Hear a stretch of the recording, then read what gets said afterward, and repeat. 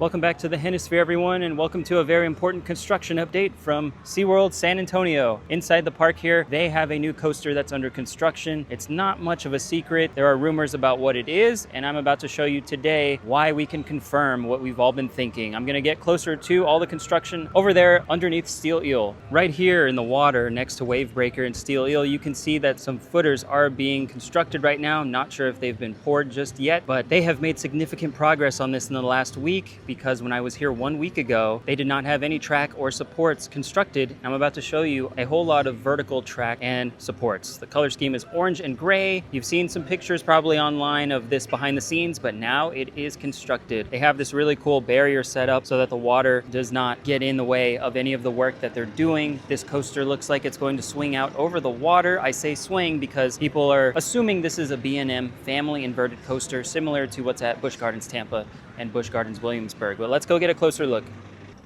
Here we have a really close look at how many supports are going to be out in the water once they let the water come back to this area.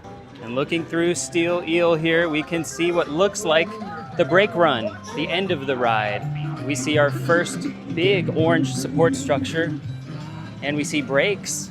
We see that the track goes down and to the left, and then there are more supports and track that have been constructed, and there are drive tires on those pieces of track over there. Here's an up-close look at everything. It looks like construction has all but stopped for the day.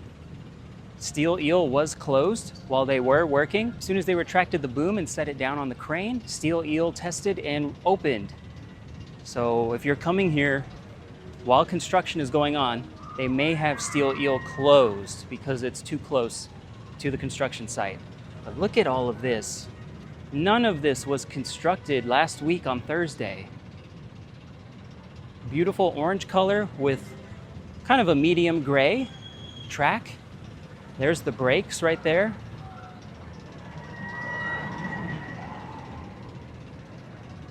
And on the other side there, you can see some drive tires. They've got sets of 4. And over here is where I assume the first drop is going to be. Somewhere down here.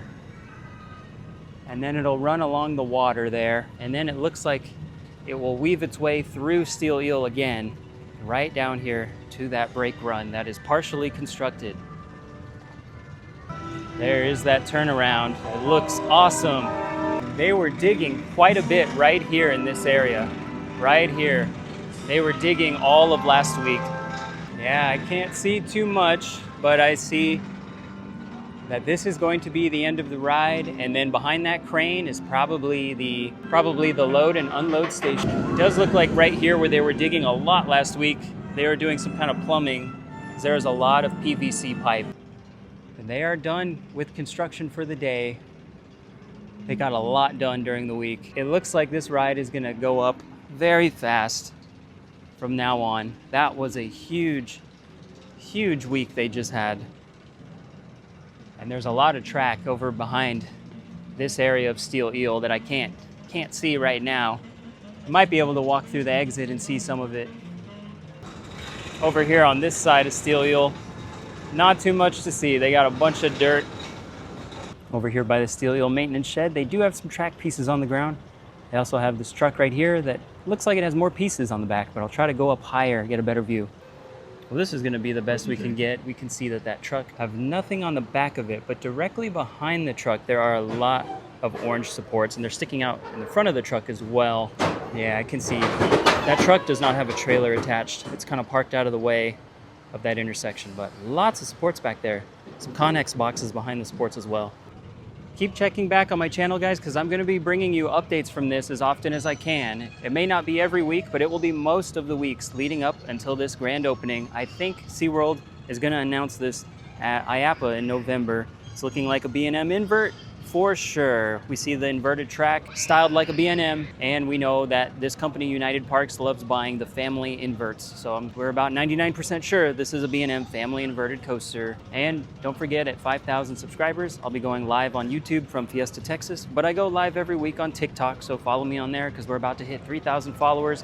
And at 10,000 subscribers on YouTube, I'll be getting the Hennisphere logo tattooed on me. So it's up to you guys. Thanks for watching. There'll be so much more in the future. I'll see you guys from Orlando and Tampa this month and Fiesta, Texas every week. That was another day in the Hennisphere.